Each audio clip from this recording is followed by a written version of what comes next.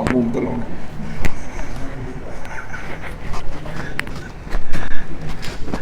Bismillahirrahmanirrahim. Assalamualaikum warahmatullahi wabarakatuh. Alhamdulillah wassalatu wassalamu ala Rasulillah sayyidil mursalin wa imamil muttaqin wa khatamil anbiya'i wal mursalin wa ala alihi wa sahbihi ajmain. Ya Ali muallimna min ilmika ma tarda bihi anna wa la tu'akhizna ma ta'lamuhu minna. Ya Ali mukhalliqna bi khuliqil ilma wa haqiqna bi haqa'iqil ilma. Rabbi shrah li sadri wa yassir li amri wa hlul 'uqdatan min lisani yafqahu qawli. Allahumma alaina futuhal arifin wa hifzal mursalin wa ilhamal malaikatil muqarrabin bihaqqi sayyidil awwalin wal akhirin. Allahumma barik lana fi rabiul akhir wa sallallahu ala sayyidina Muhammad wa ala alihi wa sahbihi wa barik wasallam. Amma ba'du. Syukur kita kehadirat Allah Subhanahu wa taala, dilimpahkan rahmat, taufik dan hidayah serta dapat kita salat berjemaah serta berdoa, berzikir, dan Allah memberikan kita kesempatan dan masa untuk kita sama-sama hadir dalam Raudah min Riyadil Jannah, taman-taman syurga Allah, iaitu majlis ilmu.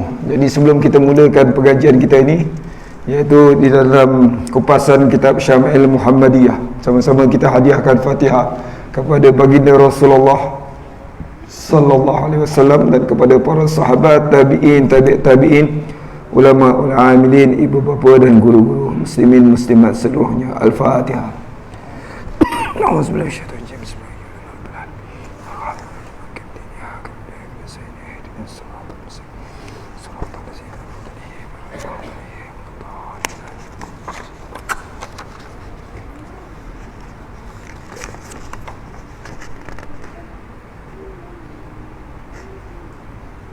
Dan juga kita doakan kepada kehadrat Allah supaya memberikan kemenangan kepada umat Islam, terutamanya umat Islam di bumi Gaza, iaitu di Palestin, dan seluruh negara-negara Islam yang diancam dengan peperangan.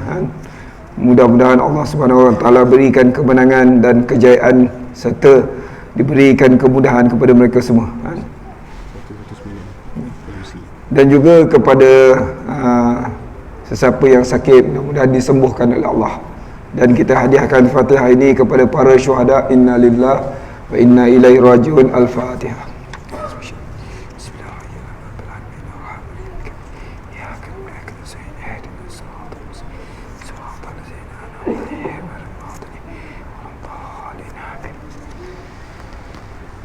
Okay, kita baca sama-sama surah apa? Al-Fil. Dalam ayat yang berbunyi tarmihim ni, kita ulang sama-sama, niatkan supaya Allah beri bantuan, dengan bantuan daripada Allah, supaya menghancurkan tentera-tentera Ahzab ni, tentera-tentera kufar Zionis Israel yang sangat zalim ni, yang telah membunuh sekarang ni lebih pada 10,000 orang sudah jadi syuhada. Dia bukan bunuh orang Hamas, tentera dia tak dapat bunuh, dia bunuh orang-orang. Jadi kita doa dengan bacaan ayat-ayat suci ini, mudah-mudahan dengan barakah daripada Al-Quran ni, Allah Subhanahu wa taala berikan kemenangan dan menghancurkan tentera-tentera Ahzab, seperti mana Allah hancurkan tentera-tentera Abrahah yang hendak menghancurkan Kaabah dulu. Tentera Israel ini nak hancurkan Baitul Maqdis. Bismillahirrahmanirrahim. Alam tara kaifa fa'ala rabbuka bi ashabil fil. Alam yaj'al kaidahum fi tadlil wa arsala alaihim tayran ababil tarmihim tarmihim tarmihim tarmihim tarmihim tarmihim tarmihim bihijaratin min sijil faja'alahum ka'asfin ma'kul. Allahumma ansuril Islam wal muslimin wal mujahidin wal mustad'afin fi Palestin wa fi biladil muslimin fi kulli makan fi kulli zaman bihaqqi Rasulillah wa bihaqqil Qur'anul Karim. Al-Fatihah.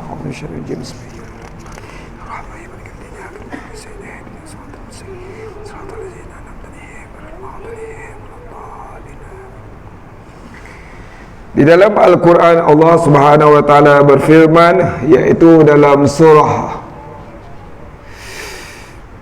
surah At-Taubah ayat 18. Innama ya'muru masajidallahi man amana billahi wal yawmil akhir wa aqamas salah wa ataz zakah wa lam yakhsha illallah fa'asa ulaika ay yakunu minal muhtadin.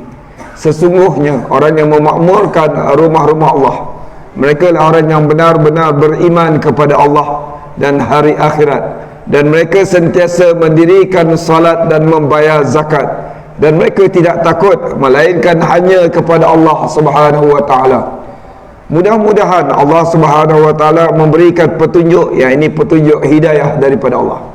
Orang yang berani ni ialah ahli masjid, orang yang sentiasa menghidupkan masjid dengan pelbagai aktiviti, sama ada dengan salatnya, dengan zikirnya, dengan doanya, iktikaf dan sebagainya, dengan majlis ilmunya.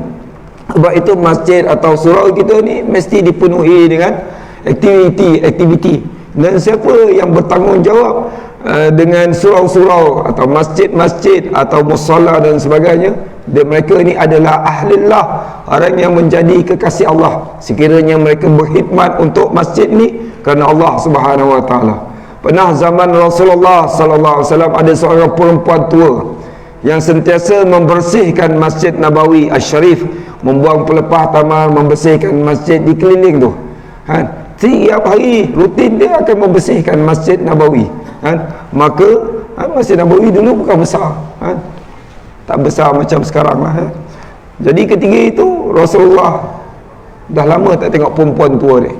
Maka Rasulullah tanya kepada sahabat, mana perempuan tua ni pergi? Selalu dia tengok bersih Masjid Nabawi ni. Maka sahabat tanya, ya Rasulullah, kau tak tahu ke bahawa perempuan itu sudah meninggal dunia, sudah wafat? Jadi Rasulullah kata, kenapa tak beritahu, sedangkan aku pemimpin kepada kamu semua. Jadi pemimpin ni kena tahu. Kalau kita jadi wakil rakyat, kita tak kena tahu orang ni lahir ke, orang ini hidup ke, orang ni mati, meninggal ke, semua kena tahu. Bukan masa mundi je tahu kan. Masa ada orang Korea ni meninggal pun dia kena tahu juga. Jadi ketika itu Rasulullah kata, jom ziarah makamnya. Rasulullah berdoa di makamnya. Kemudian Rasulullah beritahu kepada sahabat, wahai sahabatku, ketahuilah bahawa perempuan ini adalah ahli syurga sebab amal kebaikan yang dibuatnya, iaitu hanya membersihkan masjid.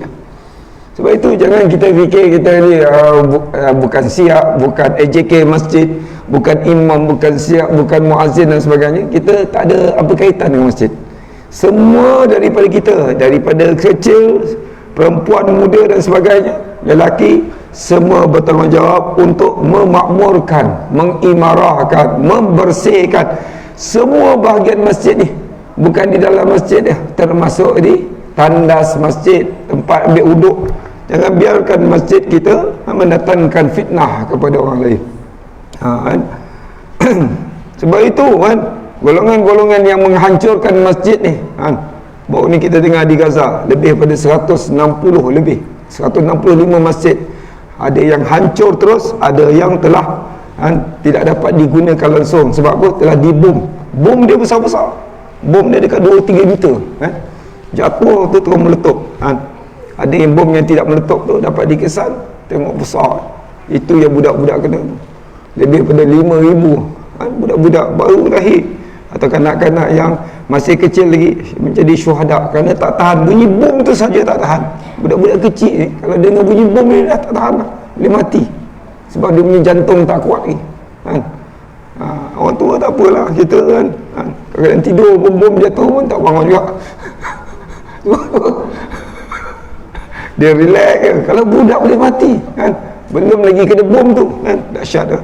Sebab itu kita setiap hari kita kena berdoa di mana saja umat Islam berada, kerana bumi Gaza tu adalah benteng terakhir. Habisnya Gaza nanti tak ada siapa pun pendekar ke, pahlawan ke, panglima di bahagian Palestin ni untuk membela umat Islam, untuk mempertahankan Baitul Maqdis. Baitul Maqdis ni kata Rasulullah ni, hendaklah kamu pergi, la tasyaddur rihal illa salah satu masajid. Jangan kamu bersusah payah melainkan untuk pergi 3 masjid ni, Masjidil Haram, Masjid Nabawi dan Masjidil Aqsa.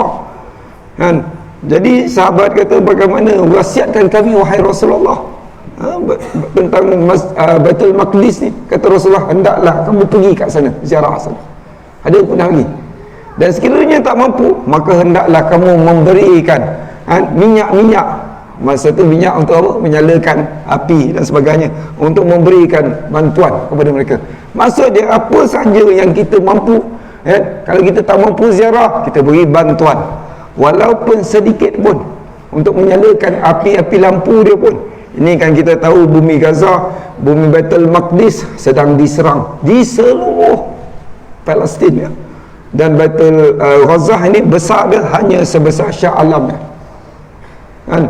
Penduduk dia hampir 1.8 ke 2 juta. Penduduk paling padat di dunia. Kan? Antara penduduk paling padat di dunia ni, kan? Itulah benteng terakhir. Seluruh Israel ni, ada sebahagian dia telah dikuasai, ada sebahagian yang jadi penempatan Yahudi dengan apa? Orang Kristian, orang Islam. Tapi bunyi Gaza hanya orang Arab ya, sama ada dia Islam atau Kristian. Kristian punya pun atau gereja mereka pun telah dihancurkan juga. Sebab Yahudi ni dia paling Kristian lagi teruk daripada Islam. Dan mereka mengatakan seluruh selain daripada orang-orang Yahudi ni adalah binatang yang hendaklah kita sembelih dan bunuh semuanya. Tak kira lelaki ke perempuan ke kanak-kanak dan sebagainya. Sedangkan ketika mereka sampai di bumi Gaza masa tu, atau bumi Palestin ketika itu, sebelum 1987, bumi Gaza atau seluruh Palestin ni di bawah apa? Di bawah kerajaan Islam Osmaniyah. Tetapi apabila orang-orang British mengambil alih pemerintahan, dengan menjatuhkan dan menumbangkan kerajaan Osmaniyah ni, dengan mengelaga-lagakan bangsa Arab dengan Osmaniyah ni, maka ketiga itu umat Islam berpecah. Mereka janjikan untuk jadikan Syarif Mekah ketika itu khalifah bagi umat Arab ketika itu. Tetapi akhirnya mereka mungkin janji seluruh negara Islam ditakluk, termasuk negara kita. Dihantar British, Indonesia dihantar Belanda, Inggris, Mesir dihantar France, Algeria atau Libya dihantar apa? Dihantar Itali, semua negara Islam ni di bawah kerajaan Osmaniyah ni semua dijajah, kecuali Turki saja ya. Masa tu dia kata orang sakit Eropah, kena tahu ya. Dan sebelum tu Theodore, bapa kepada Zionis ni, nak membeli nak membeli bumi Palestin. Kata Sultan Abdul Hamid II, kami tidak akan menjualnya, walaupun sejengkal seinci pun. Kami lebih rela pedang kami kamu tusukkan, merobekkan tubuh-tubuh kami, daripada kami menjual walaupun seinci daripada bumi ini. Tapi dia orang dapat memecahkan kesatuan umat Islam. Akhirnya mereka dapat menguasai Palestin sejak 1948. Mereka datang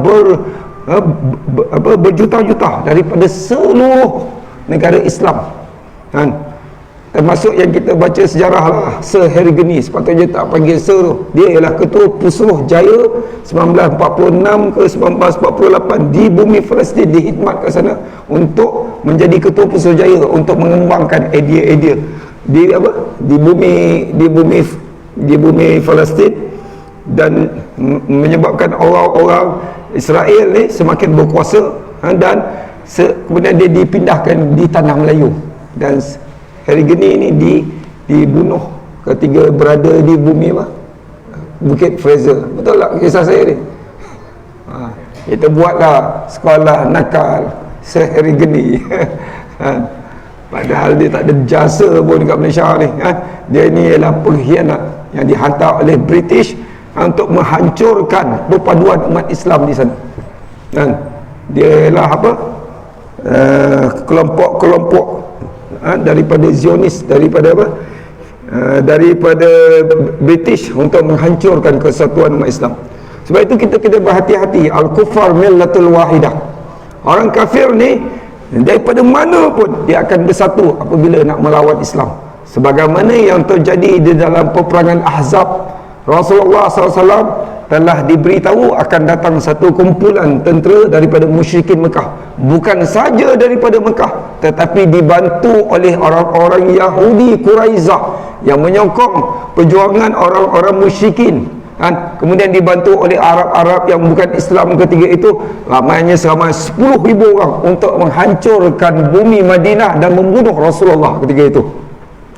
Rasulullah hanya 3,000 dan mereka 10,000. Maka Rasulullah berdoa. Datangnya Salman Al-Farisi memberitahu kepada Rasulullah SAW, kalau macam ini di tempat kami biasanya kami akan membuat apa? Parit-parit yang besar. Panjang parit tu 5 meter, dalam dia 5 meter. Rasa-rasa kalau kuda masuk boleh masuk. Rasulullah sendiri menggali parit tu yang dia punya jauh tu berkilo-kilometer, lebih pada 10 ke 15 kilometer panjang tu, Bayangkan dalam beberapa minggu saja kena gali parit tu, dengan keadaan yang tiada makanan, tiada banyak air dan sebagainya, sehingga datangnya sahabat Rasulullah, ya Rasulullah, kami sangat lapar ya Rasulullah. Gali dalam keadaan tak ada upah, kan? Gali dalam keadaan tak ada makanan, terpaksa juga. Bayangkan dalam keadaan yang macam itu, datangnya sahabat Rasulullah, dia tunjuk, ya Rasulullah ni, perut aku sangat lapar ni. Dah balut dengan apa, batu lagi untuk tahan lapar. Maka Rasulullah buka bajunya, jubahnya, nampak ada 2 lilitan kain dan ada 2 biji batu untuk menahan kelaparan Rasulullah ketika itu. Sahabat terdiam. Kalau kami lapar, Rasulullah lagi dahsyat kelaparannya, kan? Tetapi dengan doa Rasulullah SAW, Allah menghantarkan tentera yang tidak dapat dilihat. Jundullah fis samawati wal ard wa ma ya'lamu junuda rabbika illahu. Dalam Quran banyak sebut, iaitu tiada tentera Allah ni tiada diketahui melainkan hanya Allah Subhanahu Wa Taala, dan tentera Allah di langit dan di bumi. Jangan ingat tentera itu manusia. Kadang-kadang Allah hantar pasir, kadang-kadang Allah hantar angin, kadang-kadang Allah hantar nyamuk, kadang-kadang Allah hantar apa? Seperti Fir'aun, Allah hantar air laut, kan? Namrud, Allah hantar nyamuk yang mengaku diri Tuhan, yang mempunyai kerajaan yang sangat luar biasa, Babylon dan sebagainya, hancur dengan seekor nyamuk, kan? Dan Allah Subhanahu Wa Taala hantar tentera-tentera Ahzab ni, iaitu angin, kan, yang sangat sejuk, yang menghancurkan kemah-kemah mereka ni, sehingga mereka tak boleh tahan. Maka mereka ni semua balik kepada bumi Mekah. Dan kemudian Rasulullah sallallahu alaihi wasallam, kan, telah diberitahu orang Yahudi Bani Quraizah. Di zaman Rasulullah ni ada satu piagam ketika Rasulullah sampai ke bumi Madinah pada 12 Rabiul Awal. Hari Isnin 8 Rabiul Awal, kemudian Rasulullah salat Jumaat pada 12 Rabiul Awal, hari Jumaat. Rasulullah tiba di bumi Madinah dan memberikan nama Yasrib ni, tukar nama kepada Al-Madinatul Munawwarah, dan Rasulullah membina masjid yang kedua, iaitu Masjid Nabawi, kan? Maka tercetusnya telah dibuat satu piagam atau perjanjian, nama dia Piagam Madinah. Maka orang-orang Aus dan Khazraj disatukan, kan? Aus dan Khazraj bersatu, diamalkan Ansar, dan mereka membantu Rasulullah SAW dipersaudarakan dengan Muhajirin, kan? Dan orang-orang kafir boleh duduk di Madinah masa tu. Sebab itu ada orang kata negara kita ni berbilang bangsa, di Madinah pun berbilang bangsa. Kenapa boleh buat hukum-hukum Allah Subhanahu Wa Taala? Ada orang Yahudi, ada orang Kristian, ada orang Habsyi, ada orang, mungkin orang Melayu pun, sebab kerajaan Melayu ni zaman dulu dah ada lah, menjalinkan hubungan dengan dunia Arab ketika itu, kan? Sebab orang Melayu ni dia punya kehebatannya, dia jual besi, kan? Besi yang terbaik di dunia ni masa tu ada 3 besi. Salah satunya besi kalah atau besi qal'i atau besi qalai daripada Kedah tua. Ada Rasulullah punya pedang, salah satunya nama dia pedang qal'i, Saiful Qal'i, daripada Kedah tua yang dimiliki oleh orang-orang Bani Israel.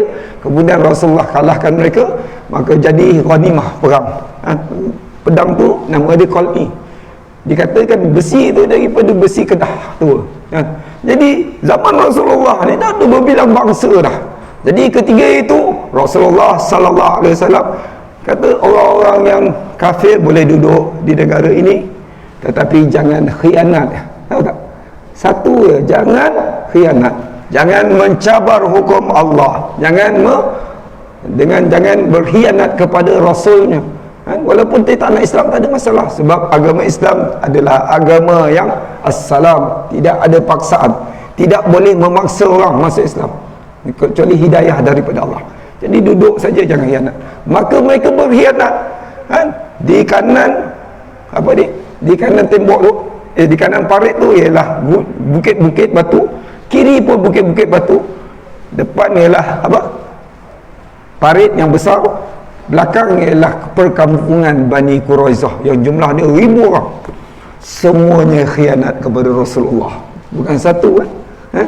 Jadi akhirnya maka habis peperangan tu, maka Rasulullah telah memutuskan hukuman kepada mereka. Tapi mereka tak setuju. Kami tak nak dengar daripada kau ya Rasulullah, kami nak dengar kepada sekutu kami, iaitu Aus.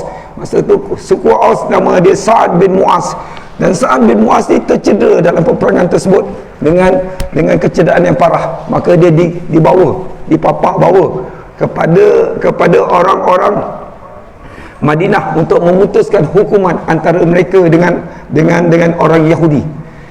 Tuan-tuan ya, puan-puan yang mulia, orang Yahudi ni zaman Rasulullah dah khianat dah, sedangkan Nabi hidup zaman mereka lagi, tiga bangsa tu tiga-tiga ni pengkhianat, dan dua tu telah diusir seluruhnya, tidak ada buat apa-apa kerana mereka khianat selepas perang. Maka yang tahunannya semua diusir, tetapi Quraizah tu paling teruk sekali, kerana dia boleh mengancamkan semuanya umat Islam ketika itu. Jadi Rasulullah dah buat hukuman kepada dia, dia tak nak ikut. Maka Sa'ad bin Mu'az dia berdoa kepada Allah, jangan dia mati, sehingga dia buat perhitungan dengan kaum Quraizah ni. Dulu dia adalah sekutu rapat. Tahu tak tuan-tuan puan-puan, di dalam Al-Quran Allah menceritakan tentang orang-orang Yahudi ni, kalau dia berperang dengan orang-orang Yasrib atau orang-orang Aus dengan Hajjaj, dia akan bertawasul dengan Nabi akhir zaman. Iaitu, wahai Nabi akhir zaman, berikanlah kemenangan ya Allah dengan berkat Nabi ini, supaya kami menang peperangan. Sebab itu orang-orang Aus dan Hajjaj kata, dulu ketika kamu melawan kami, kamu akan berdoa dengan doa Nabi akhir zaman. Kenapa sekarang bila Nabi ini turun di kalangan kamu, bawa kitab sucinya, kamu tak nak beriman? Tengok ya. Maka alasannya ini bukan Nabi yang kami cari, yang kami pilih dan sebagainya. Yahudi dia temberang, dia tahu. Jadi akhirnya Sa'ad bin Mu'az dibawa, dan dia memutuskan satu hukuman. Setiap orang lelaki yang sudah baligh, baligh ni tahu tak, umur dia 10 ke, dah mimpi dah semua, sampai dia yang tua dia semua dihukum bunuh. Siapa yang jatuhkan hukuman tu? Bukan Rasulullah tu, sekutu rapat dia. Semua orang perempuan dan kanak-kanak kecil dijadikan tawanan, dan harta-harta mereka dirampas. Maka kata Rasulullah, wahai Sa'ad, inilah hukuman yang Allah Subhanahu Wa Taala berikan, hukuman daripada 7 petala langit dulu. Allahu Akbar. Jadi sebab pengkhianatan yang sungguh besar kepada Rasulullah, dan 600 orang dijatuhkan hukuman bunuh oleh Rasulullah. 2 orang dipanggil, 2 orang dipanggil, 2 orang ini, sampai semuanya sudah. Termasuk salah seorangnya ialah ayah kepada Sayyidatina Safiyah binti Huyai, yang mana ayah dia adalah suku Bani Nadir, tetapi masa tu dia ada bersama dengan Quraizah, dia pun juga perancang juga. Maka ayah dia tu masa tu tawanan pun dihukum juga, dan Rasulullah membebaskan Safiyah ni, dan dia berkahwin dengan Rasulullah SAW, dan jadi isteri yang baik. Dan kebanyakan yang budak-budak masa itu dia menjadi sahabat Rasulullah SAW daripada kalangan Yahudi. Sebab itu jangan benci Yahudi ke apa, tapi kita benci kepada kezaliman mereka yang tidak ada peri kemanusiaan, kerana menghancurkan masjid-masjid. Bayangkan kita duduk di sini kena bom, duduk di sekolah kena bom, duduk di pejabat kena bom, duduk di sekolah kena bom. Tak ada satu tempat yang selamat di bumi Gaza tu. Subhanallah. Jadi banyakkan berdoa. Siapa yang tidak mengambil tahu urusan umat Islam atau Rasulullah, bukan daripada kalangan kami, bukan daripada kalangan umat Nabi Muhammad, mereka yang tidak mempedulikan urusan umat Islam. Sedangkan Baitul Maqdis dia ialah kiblat umat Islam yang pertama sebelum Allah takdirkan menjadi kiblat selepas Rasulullah berhijrah pada 15 Sya'ban ketiga berapa hijrah ketiga itu, maka barulah peralihan kiblat, tahwilul kiblah daripada Masjidil Aqsa kepada Masjidil Haram dengan doa Rasulullah sallallahu alaihi wasallam. Dan seluruh bumi Gaza tu, atau seluruh Imam Syafi'i ini berasal daripada bumi Gaza. Kita punya imam mazhab ni, nama dia ialah Imam Muhammad bin Idris Asy-Syafi'i daripada bumi Gaza. Dan ramai para nabi berasal daripada bumi Syam, antaranya ialah Sayyidina Nabi Allah Shu'aib, Sayyidina Nabi Allah Yaqub, Ibrahim, Ishaq, Yusuf, Yahya, Daud, Zakaria, Zulkifli, Shu'aib, Nuh, Lut, berasal daripada bumi Syam. Sebab itu Rasulullah memberkati bumi Syam ni, Allahumma barik lana fi Syamina, ya Allah berkatilah bumi Syam. Nanti akhir zaman nanti ada 3 pasukan yang besar daripada seluruh dunia Islam ni, datang daripada Syam satu, yang kedua datang daripada Yaman, satu lagi datang pada Iraq. Kita boleh join mana-mana ni. Tapi macam mana pun tunggu arahannya daripada OIC. Kau tak OIC, aku lihat saja. Sebab itu sekarang ni dah fatwa ulama-ulama dunia dah keluar dah, umat Islam kena bangkit balik untuk mempertahankan Aqsa ni, kerana ia adalah wakaf daripada sejak zaman Nabi Ibrahim alaihi salam. Kalau tuan-tuan pergi, saya sedang pergi tahun 2016, Aqsa ni adalah satu kompleks besar. Di situ para nabi 124,000 orang bertemu dalam satu kompleks. Di situlah Sayyidatina Maryam berkhidmat di Baitul Maqdis, kemudian melahirkan Nabi Allah Isa alaihissalam. Dan di situ juga adalah pertemuan yang hebat ketika Rasulullah bertemu dengan seluruh Nabi pada Isra wal Mi'raj. Dan di situ juga ialah negara Islam akhir zaman yang di bawah pemerintahan Imam Mahdi dan Nabi Isa alaihissalam. Dan di situ juga ialah alam mahsyar, tempat Islam, umat Islam berkumpul untuk dihisab oleh Allah Subhanahu wa taala. Jadi itu bukan biasa-biasa. Di situ ada 5 masjid, satu Masjidil Aqsa, satu Masjidil Qubbatus Sakhra, yang ketiga Masjidil Haitul Buraq, yang keempat Masjid Qibli, dan yang kelima Masjid Mirwani. Dan siapa sembahyang di sana, mana-mana di kawasan komplek itu, serupa dia sembahyang 500 kali ganda dengan tempat-tempat yang lain. Jadi ada azam, pergilah. Kalau tak ada, doa dan berilah bantuan. Masjid ni buatlah kutipan-kutipan setiap minggu untuk dihantar, kerana mereka sangat-sangat memerlukan bantuan daripada umat Islam satu dunia ni. Wallahu alam. Kemudian kitab ni muka surat 119 tu selingan.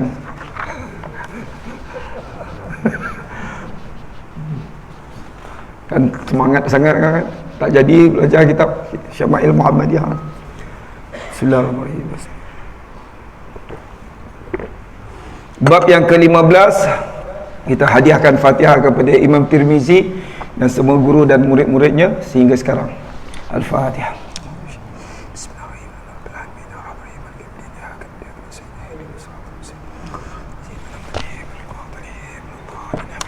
Jadi nama Imam Tirmizi ni ialah Muhammad, yang digelar sebagai Abu Isa. Dia digelar Al-Hafiz. Jadi siapa beli kitab ni terus dapat sanad. Ni sanad dia. Daripada muhaddis Dr. Mahmud Said Mamduh. Jadi disyorkan tuan-tuan miliki kitab ni. Dia ada sanad terus. Ni sanad bertulis ni, bukan sanad biasa. Jadi setiap ilmu ni mesti ada sanad. Sanad dia sampai Rasulullah. Sebab Imam Tirmizi ni, guru-guru ni ialah hebat. Antara guru dia ialah Imam Bukhari, Muhammad bin Ismail Al-Bukhari. Dan Imam Bukhari pun pernah belajar pada dia. Jadi Al-Hafiz ni satu gelaran yang mana dia hafal lebih pada 300,000 hadis. berserta dengan matan, sanad dan sebagainya. Jadi nama Imam Sayyidina Imam Tirmizi, kenapa dipanggil Imam Tirmizi? Kerana ia berasal pada Tirmiz, Iran.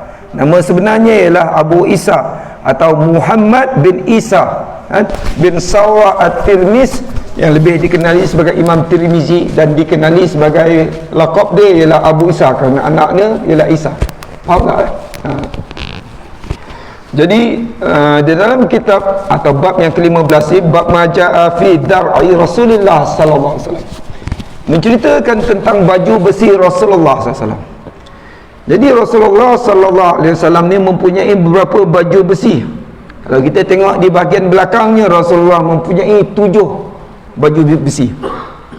Tahu tak?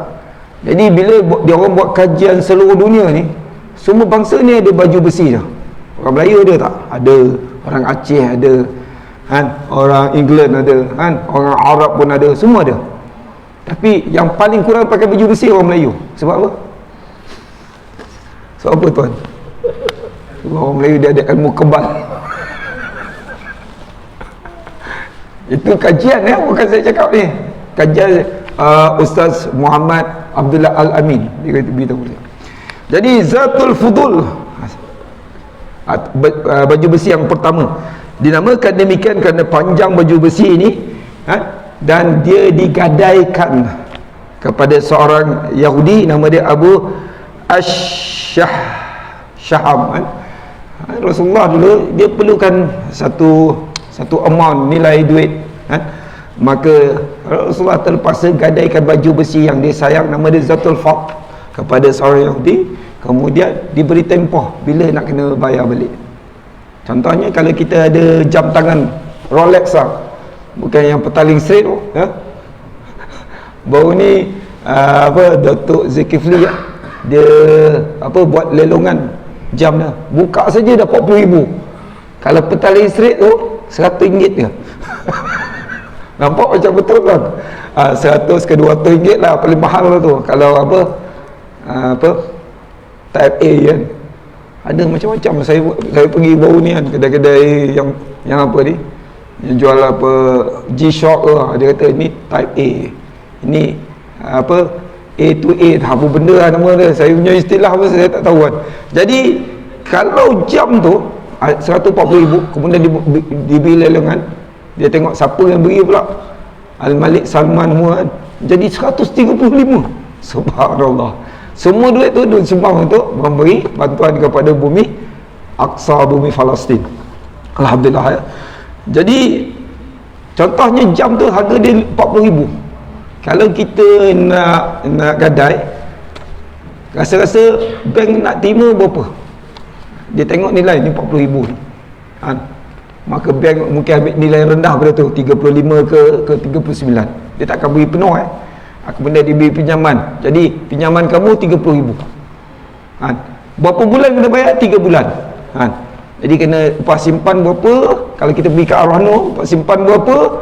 Kemudian 30,000 tu kena bayar campur upah simpan, baru dapat balik jamrah.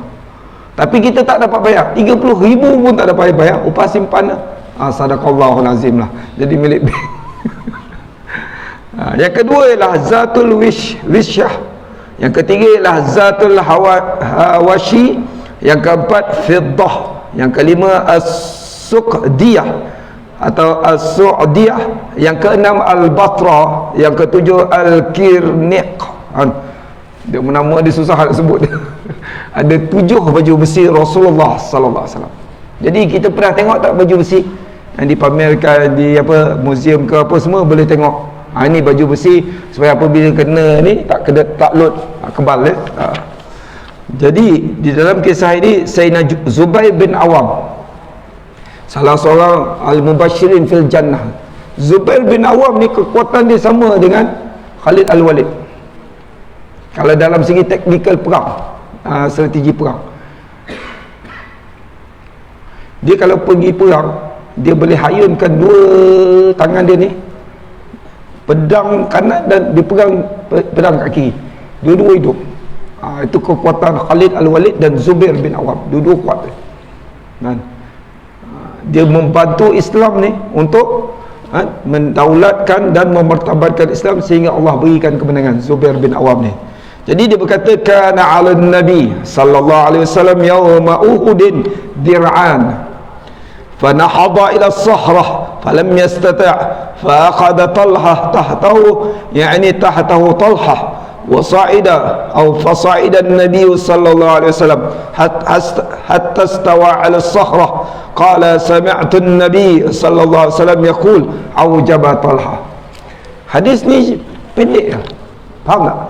Tapi cerita dia panjang. Nak dengar cerita pendek ke cerita panjang?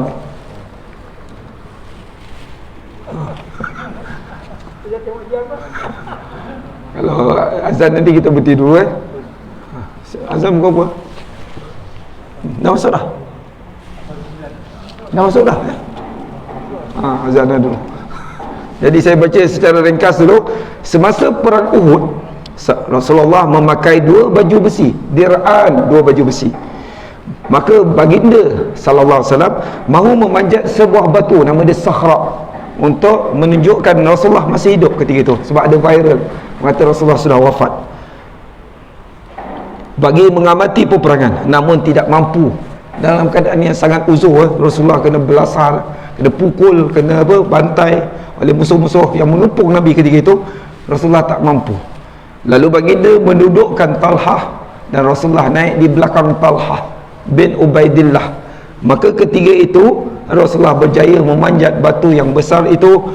Kemudian Rasulullah SAW berkata kepada Talhah, aujaba Talhah, Talhah adalah wajib masuk syurga. Jadi kita dengar azan dulu. Mudah-mudahan kita mendapat rahmat serta taufik daripada Allah, insya-Allah. Wallahu a'lam. Allahumma salli ala sayyidina Muhammad wa sallam.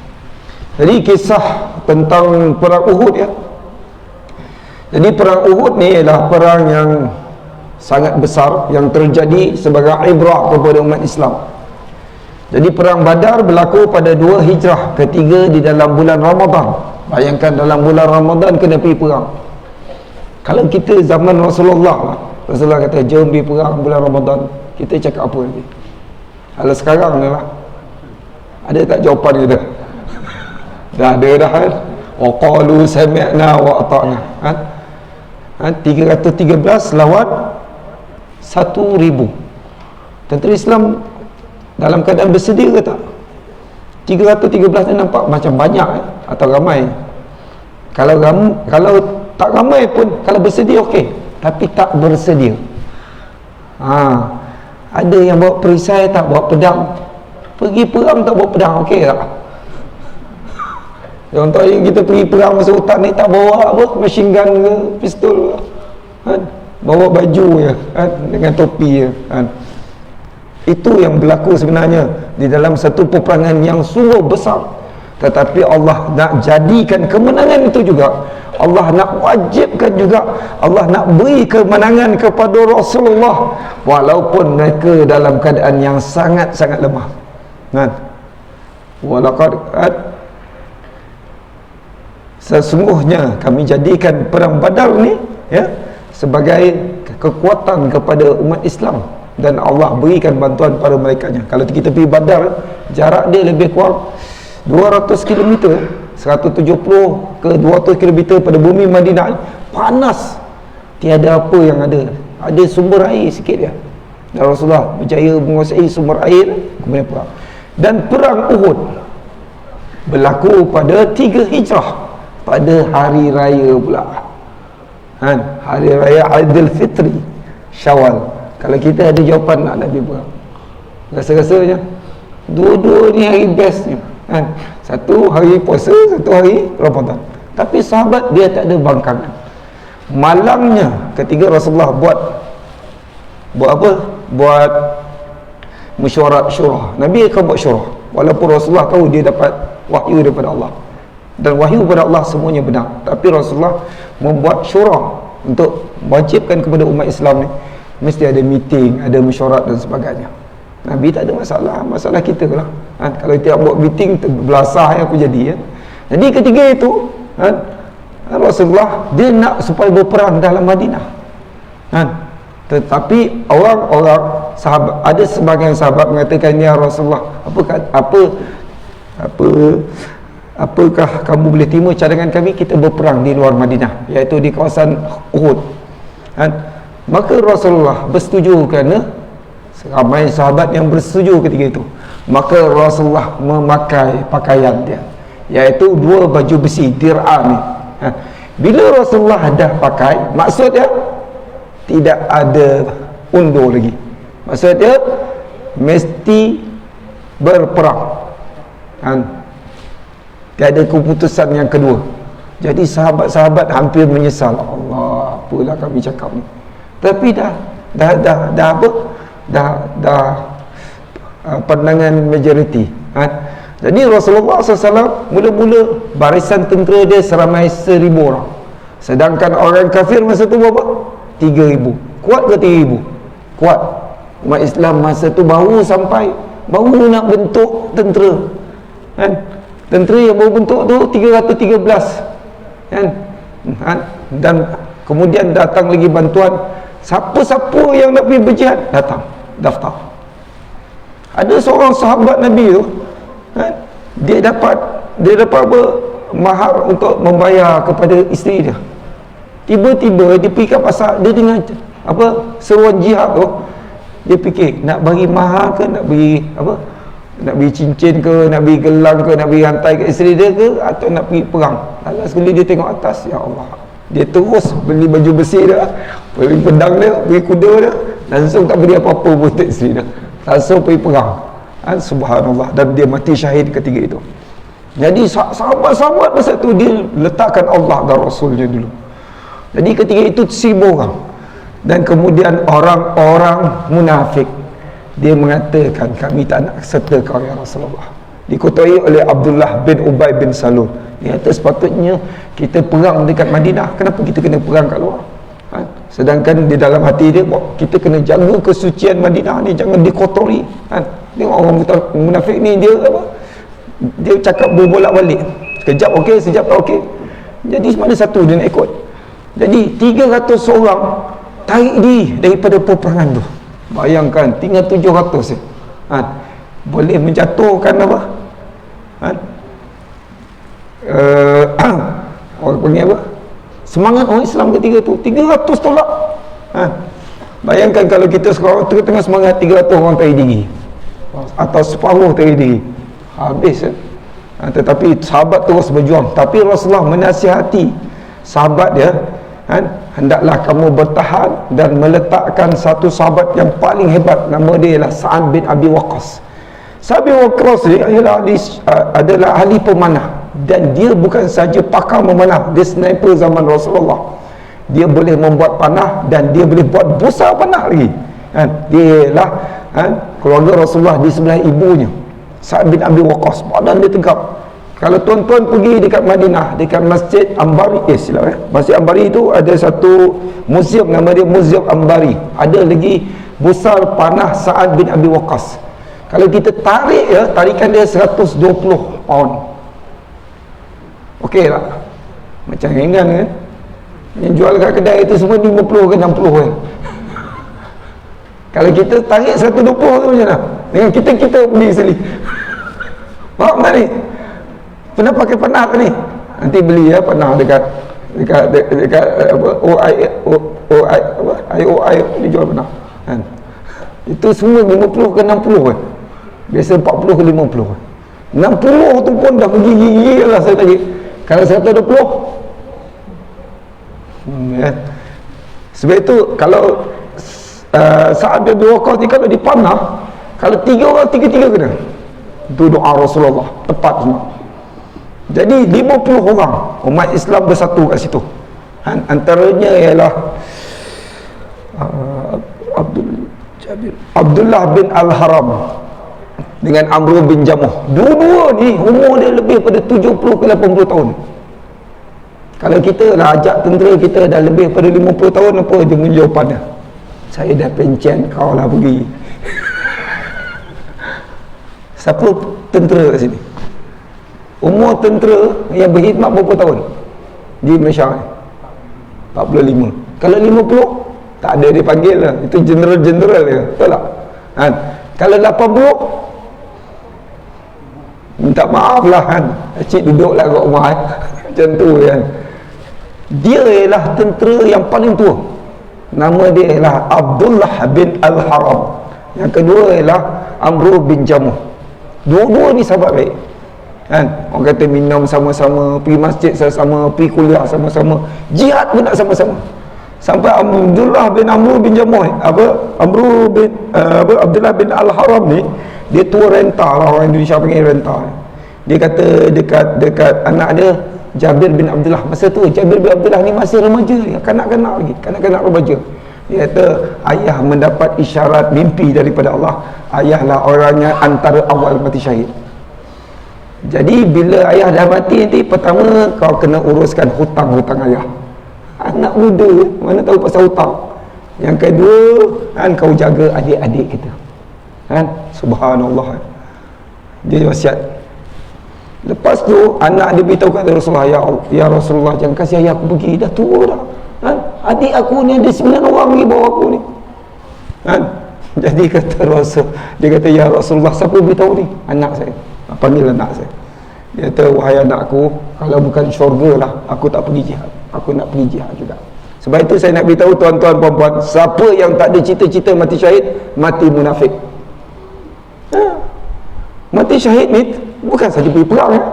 Kita datang kuliah ni, kalau mati dalam keadaan kita menuntut ilmu, mati syahid kan? Mati aksiden, mati kerana mengajar, mati kerana menuntut ilmu, mati kerana bekerja. Sebab itu keluar rumah ya, niat kerana Allah, fi sabilillah. Faham tak? Setiap kali keluar rumah, pergi musafir ke, pergi mana-mana, niat kerana Allah Subhanahu Wa Taala. InsyaAllah kalau apa-apa terjadi, mati dalam perjalanan itu, dikira mati syahid. Sebab itu umat Nabi Muhammad ni adalah khusus, diberi istimewa oleh Allah. Dia mati itu banyak keadaan pun dikira mati syahid. Mati lemas, mati aksiden, mati kerana wabak COVID dan sebagainya, mati syahid. Jadi dia kata, ya Rasulullah, aku nak pergi perang. Kalau bukan kerana syahid, aku tak pergi. Maka Rasulullah izin juga, duduk dekat kawasan pemanah. Dia standby kat situ. Yang kedua, nama dia, sahabat dia ialah nama dia apa? Amru bin Jamuh. Sama tua juga. Yang dia ni masalah bukan tua, kaki nak sakit, tempang kan. Kalau kita tentera tempang nak ambil tak ada dah kan. Anak dia beritahu, report pada Nabi, ya Rasulullah, jangan izinkan ayah aku pergi perang kan. Jadi berdiskusi dengan Nabi pula. Nabi kata, wahai Amru, anak kamu tak izin kamu pergi perang ni, kamu nak pergi macam mana? Kamu dah tua ni. Dia kata, wah, kalaulah aku tak nak kedua-dua kaki aku ni menjejak kaki ke syurga, maka aku tak pergi pun tak apa. Sekarang ni anak aku nak kedua kaki aku ni masuk dalam syurga Allah. Bayangkan kalau kita duduk dalam syurga tu, ada lagi OKU tak? Dalam syurga ada OKU tak? Nak tanya ni, ada tak orang tua-tua dalam syurga? Tak ada. Orang ni duduk dekat sini tak ada tangan, dekat syurga ada tangan tak? Komplit boleh. Kat sini buta, dekat syurga tak buta. Dia cakap, aku nak duduk kat syurga ni, kaki aku ni dua-dua ni aku nak jejak kaki kat syurga. Kalau bukan kaki aku nak duduk kat syurga ni, aku tak nak, tak ingin pun tapi aku nak duduk di syurga kaki aku ni. Maka dua-dua diizinkan juga oleh Nabi. Senyaplah anak dia. Sebab bila Nabi cakap izin, tak ada siapa yang boleh bangkang. Sami'na wa ata'na, kami dengar dan kami patuh. Jadi dua orang ni ditempatkan di tempat pemanah. Jadi ada 50 orang. Nabi kata, pesan Nabi ya, kalah ke, menang ke, datang apa pun, jangan turun. Faham tak? Sehingga diberitahu. Faham tak maksud dia? Kalah ke, menang ke, jangan turun. Sebab Nabi dah tahu apa yang akan terjadi. Rasulullah dapat isyarat dah. Tetapi sebab Rasulullah meraih pandangan sahabat juga tu. Kalau kita bos, apa pun kisah kan? This is my veto kan? Ini keputusan muktamad. No, Nabi raih. Sebab apa? Sebab apa? Syura. Itu penting kan? Walaupun kita bos, orang bawah kita cakap, terima. Sebab dia adalah pandangan majoriti. Faham? Jadi ketika itu, pergi perang. Orang munafik dah berbelah bagi. Dan ada seorang sahabat Nabi ni, Dia nama dia Al-Yaman. Pernah dengar tak Al-Yaman? Negara Yaman pernah dengar. Al-Yaman pernah dengar. Sayyidina Yaman, dia ialah ayah kepada Huzaifah Al-Yamani. Dia masuk Islam awal, dan dia keluarga dia semua masuk Islam. Tapi masa zaman Uhud tu, dia dah tua sangat. Maka Rasulullah dudukkan dia dalam barisan orang-orang yang menjaga kaum wanita dan kanak-kanak di bumi Madinah. 2 orang, saya lupa seorang lagi. Jadi dua-dua ni jaga, kan? Subhanallah. Tapi dia hati dia nak pergi perang, tapi dikira jihad dah, kan? Dan kemudian tercetusnya peperangan tu pertama dikutuai oleh orang kafir, nama dia ialah Abu Sufyan. Kanan dan kiri ialah Ikrimah bin Abi Jahal, anak Abu Jahal, kan? Dan Khalid Al-Khuwailid. Tiga-tiga dia terror tak? Terror tak? Khalid Al-Walid ni tak pernah kalah perang pun. Dalam masa jahiliyah, dalam masa perang. Kerja dia ni, dia anak Al-Khalid, dia anak keturunan bangsawan. Kerja dia belajar perang daripada kecil sampai tua. Dia kata, kalau kau beri aku isteri yang cantik dan duduk dengan kuda aku lagi suka duduk dengan kuda ni. Kita macam mana pula? Kita baru kahwin, kan? Nak duduk dengan kuda ke dengan isteri? Khalid Al-Walid tak. Sampai dia tua, dia kata, aku lagi suka duduk dengan kandang, di dalam kandang kuda aku, bersama kuda aku, daripada aku duduk dengan isteri yang cantik. Dia punya mentaliti dia ialah perang. Allah Subhanahu Wa Taala dah jadikan dia ni saif min suyufillah, kan? Sejak jahiliyah lagi. Dan dia ada 2 pedang, dia ada baju besi daripada emas, dan dia ada pedang emas. Dia serahkan pedang daripada Rasulullah dan baju besi daripada emas. Rasulullah ambil yang baju besi tu, yang pedang tu Rasulullah bagi ke dia. Kamu adalah saif min suyufillah ketika dia masuk Islam. Tapi masa perang Uhud dia belum masuk Islam. Maka Khalid Al-Walid ni ketua strategi perang. Tu yang dahsyat dah. Dia bukan pandai perang, dia pandai strategi. Sebab itu dalam perang Mu'tah dia berjaya menghancurkan kubu kekuatan orang kafir musyrikin Rom masa tu. Umat Islam 3,000, Rom 200,000 dia kalahkan. Khalid Al-Walid terror ke tak terror? Setiap seorang lawan 70 orang. Okey tak? Kita ambil Samsing 70 orang, kita seorang, jadi sayur lah. Betul tak? Khalid Al-Walid dia boleh pimpin umat Islam 3,000 orang di dalam perang Mu'tah tu dengan 200,000 orang. Jadi peperangan itu meletus. Akhirnya umat Islam hampir menang. Antara yang syahid awal ialah Sayyidina Hamzah yang dibunuh oleh Wahsy. Akhirnya Wahsy masuk Islam. Jadi bila hampir menang, orang kafir banyak yang mati. Dalam perang Uhud tu, orang kafir mati seramai 70 orang, kan? Jadi orang kafir lari litang pungkang, kan? Dan meninggalkan semua harta ghanimah dia. Banyak ke sikit harta ghanimah? 3,000 orang. Ramai ya, banyaklah. Tengok dia punya strategi. Bila tengok harta ghanimah banyak, emas ke apa semua, kuda-kuda apa semua tinggal kat situ, umat Islam terlupa. Apa dia terlupa? Nasihat Rasulullah. Faham tak? Ini nak ceritakan dahsyatnya perang dia. Rupanya pernah pergi Uhud tak? Kata Rasulullah, siapa melihat Uhud, kan? Uhud sesungguhnya sangat mencintaiku dan aku mencintai Uhud. Dan siapa nak tengok bungkahan dalam syurga, tengoklah Uhud, kerana ia adalah bukit dari syurga. Sebab apa bukit Uhud masuk syurga? Sebab dia mencintai Nabi. Sebab itu kata Rasulullah, man ahabbani dakhalal jannah. Siapa cinta aku, kata Rasulullah, masuk syurga. Kalaulah bukit ni mencintai Nabi, kalaulah bukan bukit seperti kita ni, ada nafsu, ada roh, ada apa jasad ni semua, tak mencintai Nabi, kita lebih teruk pada batu. Tahu tak? Siapa nak tengok bungkahan bukit Jabal dalam syurga, tengok Uhud. Sebab itu pergi Madinah, jangan lupa tengok Uhud. Kita dah tengok dah bukit syurga dah. Kenapa dia nama Uhud? Ahadun, satu, bukit tunggal. Jadi Rasulullah SAW kan, pijak Uhud tu, dan Rasulullah SAW masa pijak tu bukit Uhud bergegar. Kata Rasulullah, wahai Uhud, di sini ada orang yang akan syahid, Di sini ada orang yang benar, sedik, hendaklah kamu malu dengan dia. Maka Uhud tidak jadi bergegar, berhenti gegaran dia. Bila masa Uhud akan bergerak? Bila masa Madinah akan bergerak? Apabila datangnya Dajjal. Dia akan keluar di bumi Isfahan. 70,000 orang Yahudi dah tunggu dengan pakaian talasiah, dengan senjata yang sangat hebat, senjata moden dan senjata tradisional ni, semua dia dah siap. Kita ada siap 70,000. Dia memakai pakaian Yahudi, nama dia talasiah. Nanti Google apa maksud pakaian talasiah. Dia akan bergerak sampai ke bumi Madinah. Dia akan naik ke Bukit Berkaram, kata Rasulullah SAW. Dan dia nak masuk setiap pintu Madinah ni, kata Rasulullah, ada 7 pintu. Satu pintu pun dia tak dapat masuk kerana ada 2 malaikat yang akan jaga. Maka dia naik kembali ke Bukit Berkaram. Dia kata kepada pengikut dia, itu ialah Masjid Ahmad yang berwarna putih itu. Maka dia hentak kaki dia. Maka seluruh bumi Madinah dan Mekah bergegar. Seluruh orang kafir, seluruh orang munafik, seluruh orang fasik akan keluar seperti cacing kebanasan menjadi pengikut dan berbai'ah kepada Dajjal. Na'udzubillah. Masa itu hari pembebasan. Jadi rupanya Khalid Al-Walid, Ikrimah dan Abu Sufyan dah keliling Uhud tu. Kemudian dia pusing balik dan dia ambush, gempur Rasulullah daripada belakang dan kepung Nabi. Kuda Arab ni kuda paling laju di dunia.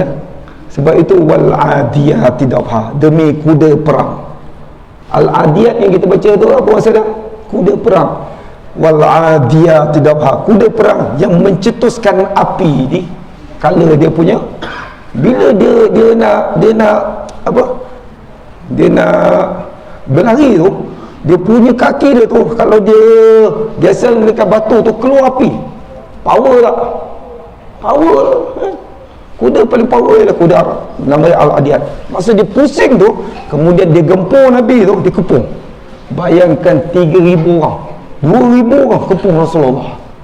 Maka kata Rasulullah, siapa yang dapat bantu aku hari ini, syurga bagi dia. Talha kata, ya Rasulullah, aku ya Rasulullah. Kata Rasulullah, duduk belakang, tunggu. Kau datang Ansar, mati syahid. Kata Rasulullah, siapa lagi? Datang lagi seorang, bantu lagi, mati syahid. Datang lagi, mati syahid. Berapa ramai sahabat mati, semua mati. Sampai dah tak ada lagi sahabat nak bantu Rasulullah. Baru kata Rasulullah, wahai Talha, maju ke depan. Maka Talha ni dia bermatian-matian. Rasulullah dah kena belasah. Topi besi dengan pakaian Nabi ni dah pecah dah, dan tertusuk apa?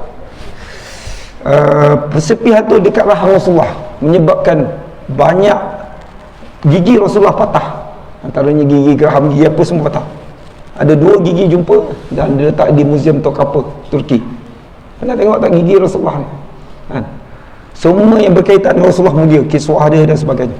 Jadi ketiga itu, subhanallah, Rasulullah ni dia tahan darah dia.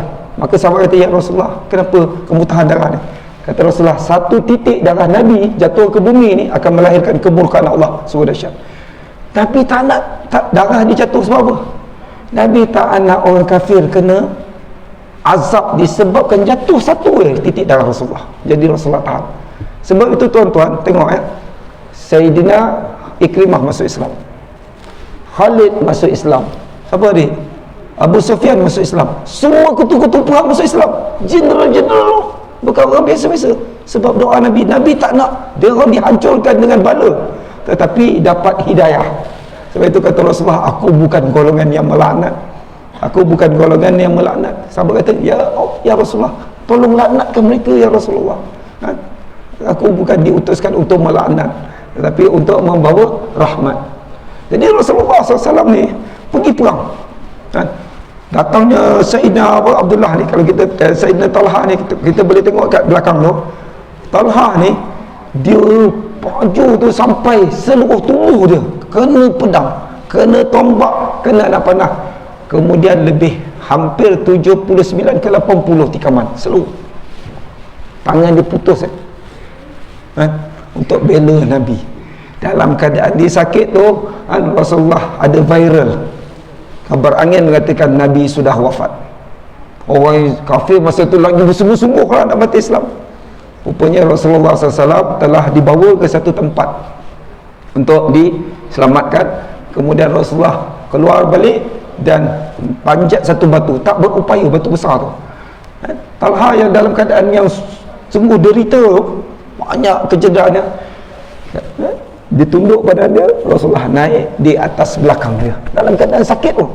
Maka kata Rasulullah, dan Rasulullah ijtihad, dia masih hidup, baginda masih hidup, Rasulullah kata aujaba Talha, wajib ke atas Talha syurga. Rasulullah ulang banyak kali, wahai Talha kau syurga, ya wahai Talha kau syurga. Subhanallah. Kata Rasulullah, siapa yang nak melihat siapa yang nak melihat orang yang mati syahid yang masih hidup berjalan di atas muka bumi ni, tengoklah Talha. Subhanallah. Sebab itu tuan-tuan, kalau kita pertahankan Nabi ni, kita tidak akan mati sia-sia. Kita pertahankan Allah dan Rasulnya, agama Allah ni, kita tidak akan mati sia-sia. Satu lagi hadis, tengok sebelah tu, 119.